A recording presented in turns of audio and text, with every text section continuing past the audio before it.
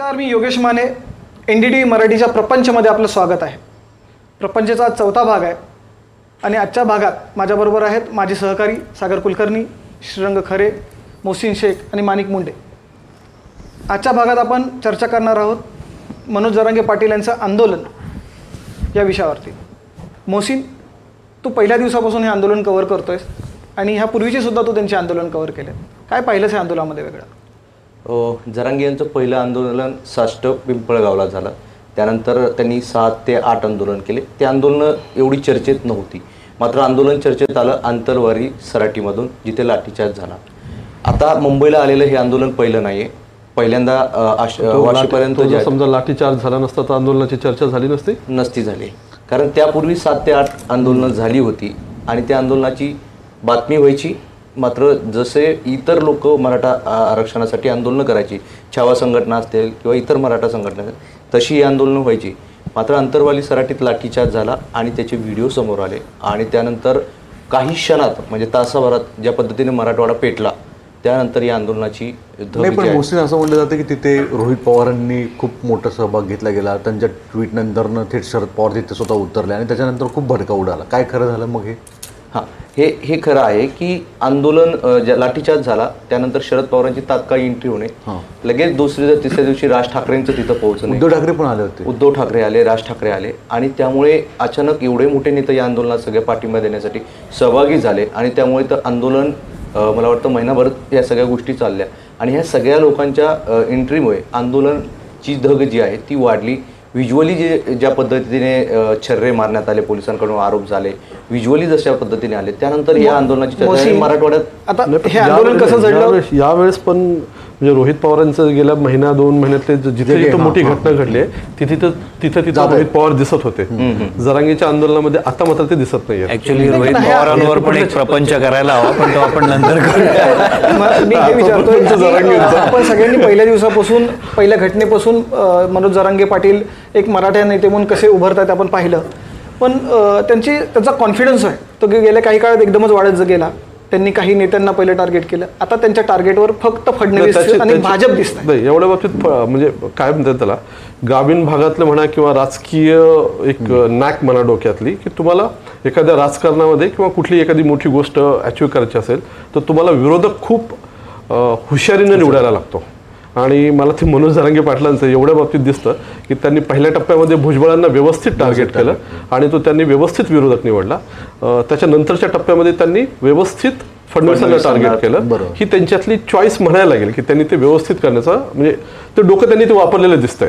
तुम्हाला ते पटो न पटो. आपण काही दिवसात बघितलं पाहिलं की महाराष्ट्रामध्ये विशेषतः आता अण्णा हजारेंचं एक नेतृत्व होतं, आंदोलन होतं की ज्याच्यामध्ये 2012-13च्या मध्ये त्यांनी केलं आणि मोठ्या प्रमाणामध्ये, आणि त्याच्यामध्ये देश पूर्ण परत एकदा गांधी टोपी घातल्यात होत्या, मैं अण्णा हजारे असे स्वरूपाचे स्लोगन्स होते. सगळीकडे अख्खं देश वातावरण बदललं आणि त्यावेळेस मोदी सरकारला त्याचा बेनिफिटही मिळाला. अर्थात UPA सरकारच्या विरोधात ते आंदोलन होतं.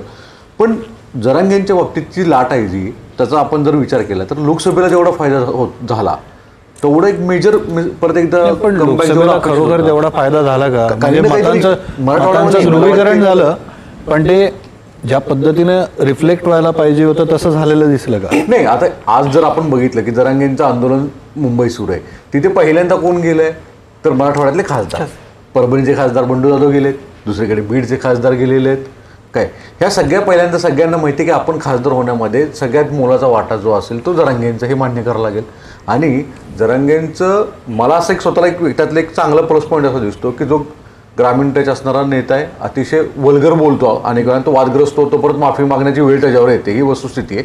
पण आत्ता राजकीय वरदहस्ताच्या पलीकडे एक नेता असा दिसून येतो की ज्याच्यामध्ये त्याच्या पॉवरफुल प्रॅक्टिसेसमुळे अनेक राजकीय नेत्यांना त्याच्यासमोर नतमस्तक होण्याची वेळ येते. कालच्या ह्याच्यामध्ये सुद्धा म्हणजे मला स्वतःला साशंकता होती की आंदोलन सुरू झाल्याच्या नंतर, कारण त्यांना जे अचीव्ह करायचं होतं ना, की टार्गेट होतं, काही मागण्या होत्या, त्या ऑलरेडी आता मान्य झालेल्या आहेत. तर मला असं वाटत होतं की याला फार क्राऊड आता यावेळेस नाही मिळणार. कालच्या आंदोलनाच्या वेळेस सुरुवातीला आपले रिपोर्ट पण येत होते की बाबा पहिल्यांदा जेव्हा गर्दी नव्हती पैठणपर्यंत पैठण, पण कालच्या नंतर पैठणच्या नंतर मंचर, नारायणगाव, जुन्नर हा जो पट्टा सुरू झाला आणि लोक ज्या पद्धतीने पश्चिम महाराष्ट्रातला या पट्ट्यातला, जिथे की असं वाटत होतं की इथं कदाचित कमी असेल, उलट जो मिळणारा क्राऊड असेल तो मराठवाड्यातला मिळेल, म्हणजे बीड, परभणी, उस्मानाबाद अशा टप्प्यातला क्राऊड येईल. पण एक गोष्ट तुम्हाला ही मान्य करायला लागेल कालच्या आंदोलनाच्या नंतर किंवा आता जे काही आंदोलन सुरू आहे त्याच्यामध्ये, की मनोज जरांगे पाटलांच्या बाजूचा क्राऊड गेलेला नाही. पण मला एक विचारायचं आहे, मागण्या राहिल्यात नाही राहिल्यात हा पार्ट वेगळा, पण मला एक निमित्ताने हा विचारायचं की तुम्ही मुद्दा काढला आता की जर अंतरवाली सराटीतून निघताना तो क्राऊड कमी होता, तो जुन्नर आणि मंचर नारायणगाव ह्या पट्ट्यामध्ये वाढत गेला. ह्या निमित्तानं अनेक लोक त्यांना कदाचित सांगत होते असं समजतं की आपण सणासुदीच्या काळात नाही काढलं पाहिजे, कदाचित आपल्याला सपोर्ट मिळणार नाही. यात स्वभाव वैशिष्ट्य साधारण जरांगे मिळणार नाही याच्यापेक्षा सपोर्टचा पण नाही. जरांगे हट्टी आहेत का त्यांच्या निर्णयाला सपोर्ट मिळणार नाहीये. त्याला बॅकअप केलं ना, तेच सांगतो. त्यांनी बॅकअप असं केलं की असं सांगण्यात आलं की मुंबईतला सण गणेशोत्सव आणि 10 दिवस मुंबईत फुल उत्सव असतो. अशा काळात मुंबईकर तुम्हाला स्वीकारता येईल का? त्यांनी ते पर्याय काढला की मी गणरायांना सोबत आणतोय. आणि आज पण आपण सकाळी बघितलं की त्यांनी त्यांचं नियोजन आरती केलं. आणि यामागे जे आहे तर फक्त असं म्हणता येणार नाही की जरांगेंसोबत काही असे लोक आहे पडद्यामागचे जे या सगळ्या गोष्टीचं नियोजन हाच आहे की सातत्यानं हा आरोप होतो की त्यांना कोणीतरी चालवतोय, त्यांना इव्हेंट मॅनेजमेंट नाही, हा शक्य नाही. तसा ट्रॅफिकवाला वगैरे जो होता मुंबईमध्ये क्राऊड जास्त होईल, ट्रॅफिक जास्त होईल, लोकांच्या अडचणी वगैरे वाढतील. किती सोपा त्याच्यावरचा उपाय निघाला नाही. तुम्हाला हॉटेल सेतूच्या मार्गे काढून दिलं, लोक पोहोचायचे तिथे आझादमध्येला पोहोचले. आणि मुंबईमध्ये जी काही छोटीशी ट्रॅफिक जाम होत असेल ना तर ती तशी अशी रोजच्या एवढीच होते, अशी काही फार ट्रॅफिक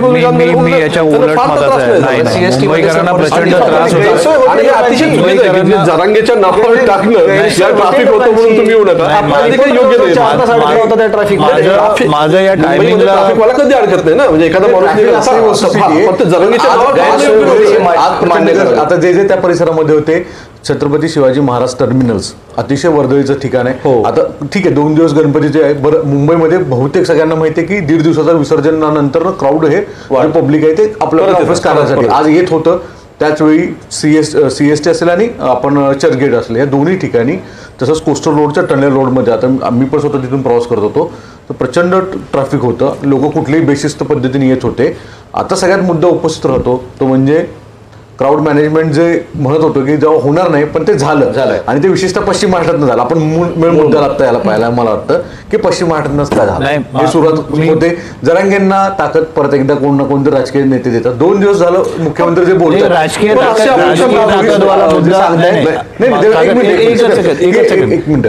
ताकदवाला जो मुद्दा आहे ना तो आपण चर्चा करू. पण माणिकचा जो मुद्दा आहे ना की मुंबईकरांना बिलकुल त्रास झालेला आहे असं म्हणून चालणारच नाही. म्हणणं चुकीचं. एक मिनिट माझं म्हणणं तर पूर्ण ऐकून दे. नाही याच्या आधी पण मराठा समाजाने मोर्चा काढलेला होते जेव्हा शिस्तबद्ध पद्धतीने होता. मॅनेजमेंट झाला काय गेल्या वर्षी मागच्या वर्षी मी ज्यावेळेस पहिल्यांदा देवेंद्र फडणवीसांच्या आधीच्या कार्यकाळातला ज्यावेळेस ते मुख्यमंत्री होते त्यावेळेस पहिल्यांदा जे 52-53 मोर्चे महाराष्ट्रामध्ये त्याचं नियोजन आणि तिथं असणारं पब्लिक हे अतिशय वेगळं होतं. आणि आता जे पाहतो ते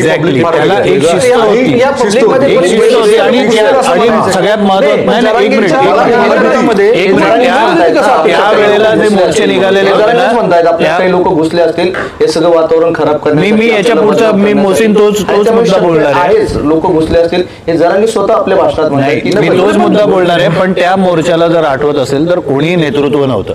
हे मोर्चे उत्स्फूर्तपणे काढले गेलेले होते, त्याला पार्श्वभूमी वेगळी होती. आता एक नेतृत्व लाभलेलं आहे त्यांना. आत्ताचा मुंबईकरांना बिलकुल त्रास होतो. होणारच माझं असं म्हणणं की तो होणारच. पण तो माझं हे म्हणणं आहे की नाही जरांगेंचं आंदोलन संपलं आणि त्यांना बाहेर काढलं म्हणजे मुंबईचा सगळा ट्रॅफिकचा याचा इश्यू संपला. नाही तो संपला नाही पण त्याच्या भर अनेक शासकीय कार्यालय पाहिले, अनेक शासकीय कार्यालय आजची बातमी गाड्या थांबलेल्या आहे लोकांना शासकीय पण तो नियोजनाचा पार्ट आहे. तिथं आता मी एक आज मला कोणतरी व्हिडिओ दाखवला त्याच्यामध्ये एक बेस्टची बस उभी आहे, त्याच्या पलीकडनं जायला यायला गाडी आहे. ती बस नका थांबू देऊ ना तिथं. हे किती सिंपल गोष्ट आहे त्याच्यावरची. त्या परिसरामध्ये बघून यायचं होतं. 3 मोठी हॉस्पिटल आहेत काम आहे, एक सेंट जॉर्ज आहे आणि जे हॉस्पिटल आहे आणि आपलं पण ते आझाद मैदानावर काय आंदोलन होतात ते फक्त नाही होत हल्ली आंदोलनाला तेवढी नाहीये. म्हणजे आज म्हणजे ज्यावेळेस हे आंदोलन सुरू झालं दुपारी, त्यातला काही मोठा मॉब हा मंत्रालयापर्यंत गेला होता. म्हणजे हे फर्स्ट टाइम घडत होतं की मंत्रालयापर्यंत जाण्याचं कृत्य. आणि 144 इतकी कायदा कडक आहे साऊथ मुंबईमध्ये आणि जमावबंदीचं किती त्यांनी सांगितलेलं आहे की जमावाबद्दल मला भीती काय वाटते माहितीये, मला भीती काय वाटते असं होऊ नये बिलकुल की ह्याच्यातनं काय ना काहीतरी अनुचित प्रकार होऊ शकतो. याला बिलकुल शक्यता नाकारता येत नाही. आणि जे त्याच्यामध्ये अनावश्यक तत्व घुसतील. याला जडून असं आहे की हे होण्याचं कारण काय आहे की आतापर्यंत जरांगेंनी ज्या ज्या ठिकाणी आंदोलन केले, अंतरवाली सराटी असतील किंवा त्या ठिकाणी एक ठिकाणी मॉब थांबायचा आणि त्याला सूचना देता येत. आता परिस्थिती अशी, वाशीला कोणीतरी आहे, दादरला 50 लोक, आज दिवसभर येताना लोक जरांगे बोलणार आणि कुठे संपर्क आणि प्रत्येकांचं विचार वेगळा आहे. मी सकाळी जेव्हा लोकांशी हे करत होतो तर काही तरुण असे म्हणत होते की आता आम्ही जरांगेंचं देखील ऐकणार नाही. हे आपल्याकडे ऑन रेकॉर्ड चर्चा करत असताना तरुणांच्या डोक्यात एवढंच आहे की आता आरक्षण मिळणार आणि आपण घेऊनच जाणार आणि हे इथं आल्यावर असं केल्यावरच होतं. तर जरांगेंवर चर्चा करत असताना एक मुद्दा महत्वाचा आहे की देवेंद्र फडणवीस त्यांना राजकीय नेते म्हणून किंवा व्यक्ती म्हणून किती आवडो, पण आत्ताच्या घडीला ते एका संविधानिक पदावर बसलेत, महाराष्ट्राचे मुख्यमंत्री आहेत. अशा वेळी त्यांच्यासाठी शिवराळ भाषा वापरणं किती योग्य आहे? तुम्ही मराठवाड्यातल्या, तू मराठवाड्यातला आहेस, सर्रास अशी भाषा वापरली जाते असं म्हणायचं की जाणीवपूर्वक ते टार्गेट केलं जाते? नाही, जरांगे हे चांगले वक्ते आहेत. लक्षात आलं. तुम्ही पाशा पटेलांची भाषा भाजपचे नेते आहेत म्हणून तुम्ही ती बाजूला करणार आहात का? लक्षात आलं. सोपलांची भाषा, तुम्ही भाषा, तो माणूस जिथून आलाय ना, शिव्या. आता राज ठाकरे किंवा ठाकरे ज्यावेळेस बोलतात किंवा बाळासाहेब ठाकरे ज्यावेळेस बोलतात का त्याच्यामध्ये शिवराळ भाषा कधी नव्हती का? तुम्ही फक्त जरांगेंना तुम्हाला ती भाषा आहे का? जी माणसं आहेत ती सगळी पॉलिटिशियन्स आहेत. नाही, हा आणि जरांगे यांची क्रेडिबिलिटी वाढण्याचा हाच मोठा मुद्दा होता की ते राजकारणी नाहीये. त्यांना त्या राजकारणाच्या नजरेतनं किंवा त्या चष्म्यातनं बघताच येत नाही. त्यांच्या या भाषेमुळे ते लोकांना आवडायला लागले आणि त्यांना हे कळलंय बोलण्याचा काय येतो की राजकीय नेत्यांच्या कुठल्याही, आणि ते विशेष म्हणजे आपण राजकीय नेत्यांना पण ती माफी नसली पाहिजे ना, त्यांना पण बोलायला ते अलाउड नसलं पाहिजे. काय ठेका घेतलाय का की राजकीय नेता? जरांगेंनी जे मुख्यमंत्र्यांविषयी किंवा यापूर्वी मागच्या वेळेस त्यांनी ज्यावेळेस मराठवाड्याचं आंदोलन सुरू होतं अमित शहाविषयी वक्तव्य केलं होतं, पंतप्रधानांविषयी सुद्धा खालच्या स्तरात. आता शेवटी काय, राजकारणात सगळेच कपडे काढून बसलेले आहेत आणि सगळेच एकमेकांवर ज्या पद्धतीने बोलतात त्याविषयी मग त्यात जरांगे का अपवाद. पण जरांगेंच्या बोलण्यामध्ये वारंवार जरांगेंनाच हे दाखवायचं आहे असं मला प्रतीत वाटतं की त्यांना जातीवाद दाखवायचं आहे. इतकं स्पष्ट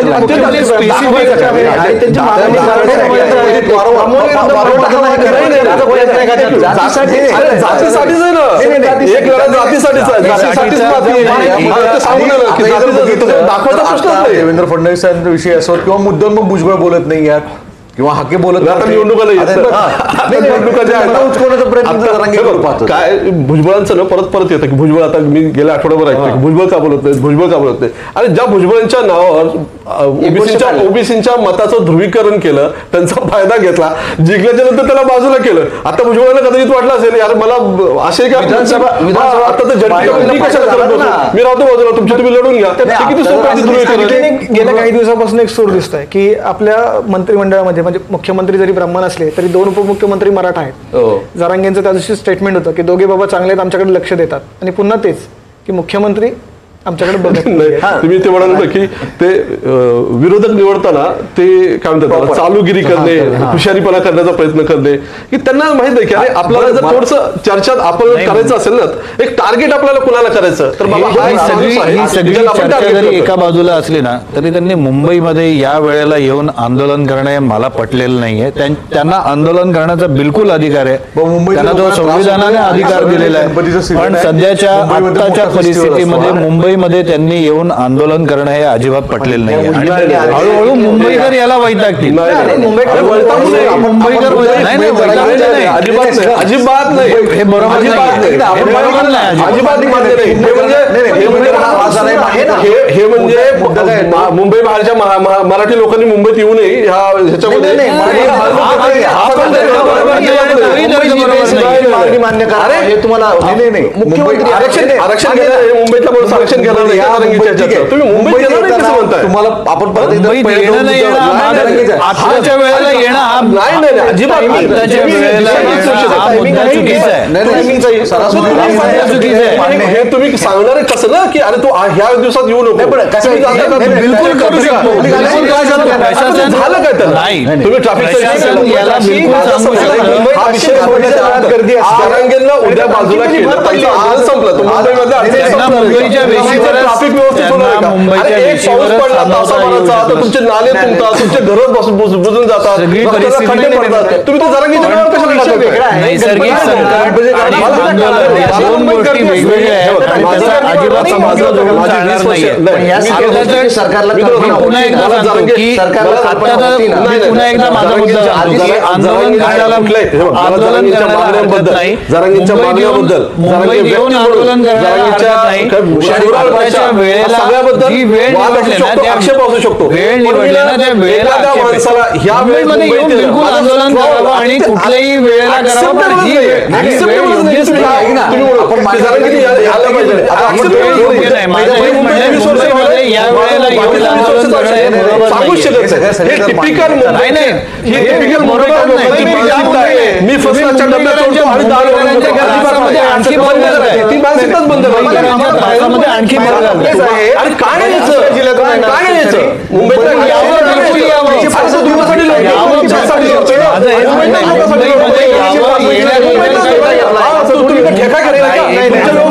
येण्याला काही नाहीये. पण जी वेळ नाही ही वेळ अजिबात योग्य नाही. वेळ पटलेली नाही. अजिबात मुद्दा नाही. मुद्दा होऊ शकत नाही. हा मुद्दा होऊ शकत नाही. मुद्दा हा आहे की वेळ योग्य नाही आणि मुंबईमध्ये आता आंदोलन करणं मुंबईकर म्हणा आम्हाला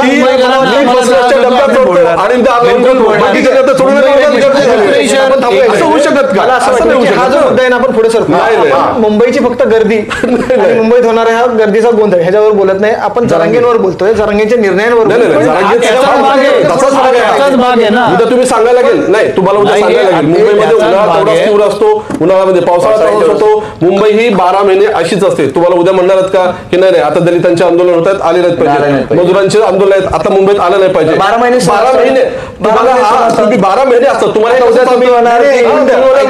आता आमची देवी सुरू होते, गरबा सुरू होतो, आमचा गरबा सुरू होतो, दिवाळी सुरू होते. आंदोलन केलं पाहिजे पण आझाद मैदान मध्ये बसून केलं पाहिजे. आज जे झालं ना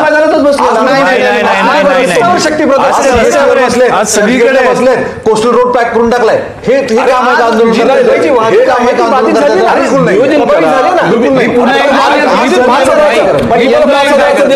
पुन्हा एकदा मराठा समाजाची आधीची आंदोलन सांगतो. या आधीची आंदोलनाची अत्यंत शांततापूर्वक आणि नियोजन पद्धतीने झालेली होती. या आंदोलनामध्ये नियोजन दिसत नाहीये. जरांगेंच्या 2 मुद्द्यावर सगळ्यात जास्त चर्चा व्हायला पाहिजे की जरांगेंना पश्चिम महाराष्ट्रामध्ये ताकद कशी काय मिळाली. ज्यावेळेस ते मराठवाड्यात निघाले मुख्यमंत्र्यांचे 2 दिवस झाले विधान येत आहेत की याला मदत आंदोलन कव्हर करतोय असे कोणी नेत्यांचे फोन दिसतं असं की जरांगेंना क्राऊडचा जो सपोर्ट आहे ना तो मराठवाडा विदर्भातला आहे आणि बाकीचा जो लॉजिस्टिक सपोर्ट आहे तो फक्त वेस्टर्न महाराष्ट्राचा आहे. गर्दी तुमची वर्दी आमची. पण महाराष्ट्रामध्ये काम येतोय. हे सगळं कोणी विदर्भात तुम्हाला मराठा समाजाला आरक्षणाचा जो आरोप आहे, अरे पण माझं असं म्हणणं आहे की जरांगेंच्या पाठीमागे एक टीम आहे, त्यांच्याकडे एक लॉजिस्टिक सपोर्ट. असं कुठलं आंदोलन आहे जगातलं की ज्याच्या पाठीमागे काही लॉजिस्टिक सपोर्ट नसतो आणि देणारे लोक नसतात? मोठे management होते. गांधींचं आंदोलन झालं तर त्याच्या पाठीमागे काही लोक नव्हते? मॅनेजमेंट कुणाचं? आहेच ना. ते तुम्ही ते डिसओन करण्याचं काही कारण नाही. असं बरं तुम्हाला जर त्याच्यावर राग असेल, तुम्हाला राग आहे का? बरोबर ना, तुम्हाला जरांगेच्या बद्दल दिवस चालवण्यासाठी खर्च जरांगेंबद्दल चर्चा करताना राग कोणाला असेल? म्हणाला ना की पैसा वगैरे भेटायला जाणारे लोक सत्ताधारीच आहेत ना, विरोधात एखादे कमी येतं, पण बघणारे सगळे लोक तर सत्ताधाऱ्यामधलेच आहेत. चार आता मला सांगा की जेव्हा जेव्हा जरांगेंनी आंदोलन केलं, सत्ताधारी नेते गेले नाही भेटायला? अनेक नेते गेले ना. बरं मी नावं सांगत नाही, जवळच्या जिल्ह्यातील अनेक खासदारांनी आमदारांनी आर्थिक मदत केलीच. आपण ते घाबरत उभा टाकायचं ना. हे बघा, तालुक्यातल्या कुठल्याही जिल्ह्यात आपण एक गोष्टी मला असं एक वाटतं काय, आपण जे मगाशी बोललो की जरांगेंचा फायदा पॉलिटिकल फायदा हा विरोधकांनी अर्थात जो जे आंदोलन होतं त्याचा फायदा सत्ताधाऱ्यांनी नाही हो जे काय असेल ते मतांमध्ये रिफ्लेक्शन ज्यावेळेस उमटलं त्यानंतर ते काय फायदा विधानसभेचे निकाल आता लोकल बॉडीचे इलेक्शन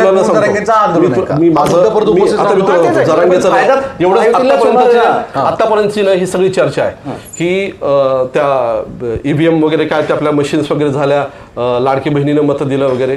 माझं असं म्हणणं आहे, म्हणजे माझं कायम ह्याच्याबद्दलचं हे आहे, मनोज जरांगे पाटलांच्या आंदोलनाचा उपोषणाचा जर सगळ्यात जास्त फायदा आता कुणाला झाला असेल तर तो सत्ताधाऱ्यांनाच झाला.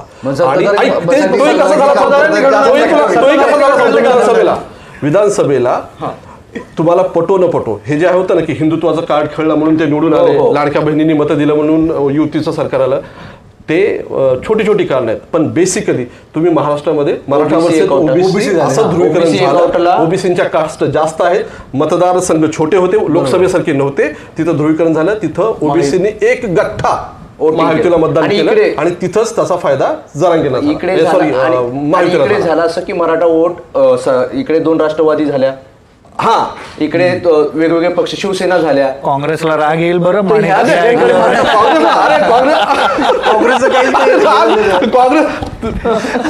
काँग्रेसला राग येऊ दे. अरे आल्याच्या नंतर अरे काँग्रेसचा प्रश्न असा ना की त्यांना कशाचा रागच येतोय, तो राग आला की जरा बरं वाटत. मी काही मांडत नाही. प्रपंचाच्या निमित्तानं पुन्हा एकदा मनोज जरांगे पाटील यांच्यावरती चर्चा झाली. प्रपंचमध्ये दर आठवड्याला सातत्यानं अशाच विविध विषयांवरती आणि त्या आठवड्यातल्या हॉट टॉपिकवरती चर्चा होतच राहणार आहे. तुम्ही पाहत राहा NDTV मराठी.